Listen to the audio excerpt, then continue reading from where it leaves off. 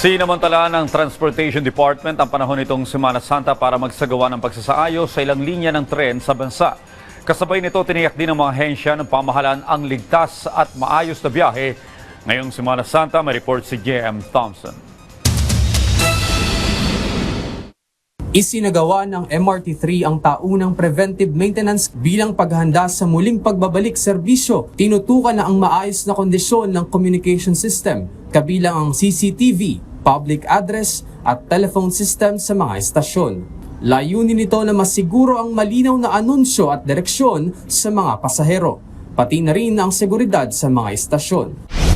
Patuloy ang mahigpit na pagbabantay at inspeksyon ng mga LTO enforcers sa iba't ibang kalsada at terminal bilang bahagi ng Oplan Biyaheng Ayos, Semana Santa at Summer Vacation 2026. Siniguro ng ahensya na ang lahat ng pampublikong sasakyan, lalo na ang mga bus at van papuntang Maynila, ay sumusunod sa mga pamantayan ng kaligtasan at batas trapiko.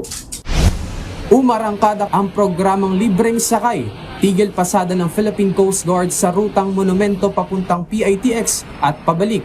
2 PCG bus ang patuloy na nagbibigay serbisyo, katuwang iba pang ahensya ng gobyerno. Layunin ng programa na magbigay ng libreng transportasyon at masiguro ang komportable at ligtas na biyahe ng mga mananakay sa Metro Manila. J.M. Thompson para sa Pambansang TV sa Bagong Pilipinas.